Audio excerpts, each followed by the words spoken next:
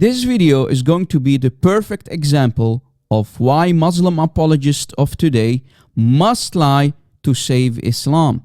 Without lies of the Muslim apologist, Islam dies.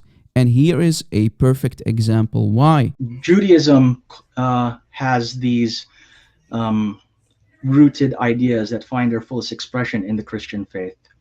Yeah, and if you actually do some research and look at the literature on it, from what I'm able to tell, is that the authors will actually tell you that these things which are claiming to be rooted in Judaism were actually previously rooted in paganism and are a fob off from that. So I don't think it's actually a good thing for Christians to appeal to it, because if they want, then they're seemingly endorsing paganism and polytheism. Right. Do you have any specific literature or scholars that you can mention that make this argument? Not offhand, but I know that what's the Jewish scholar's name? Was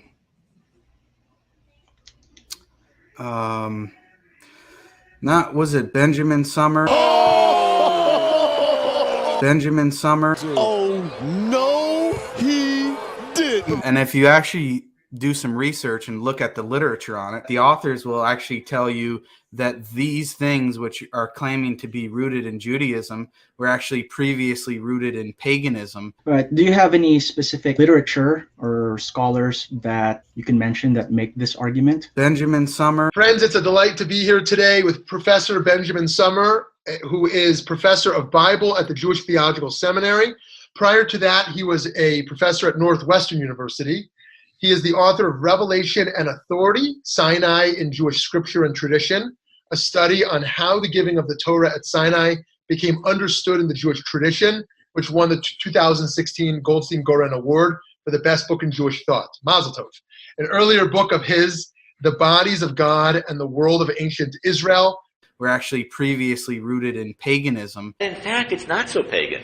In fact, there was a monotheistic version of this that existed already in the Tanakh. So this is not just Greek paganism sort of smushed onto a Jewish mold. And if you actually do some research, I don't think it's actually a good thing for Christians to appeal to it.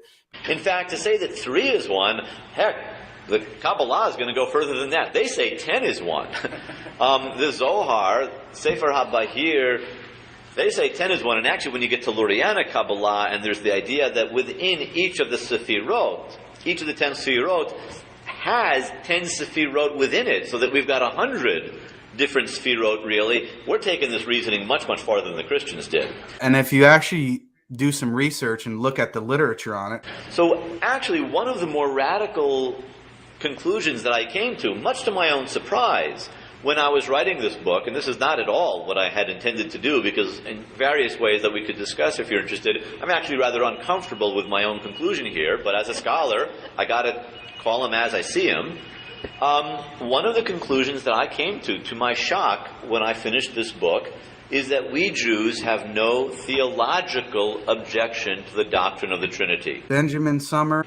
We Jews for centuries have objected to the Trinity, have labeled it pagan, have said, well, that's clear. There you can see that the core of Christianity doesn't come out of the Hebrew Bible, the Tanakh, what they call the Old Testament. Really, they're being disloyal to the monotheism of the Old Testament.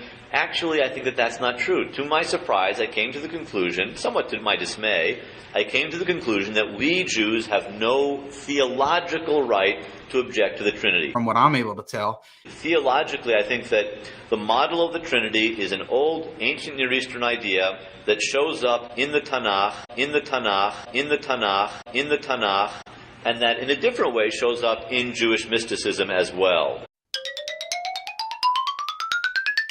Benjamin Summer. Now, do you understand why we always say, without lies, Islam dies?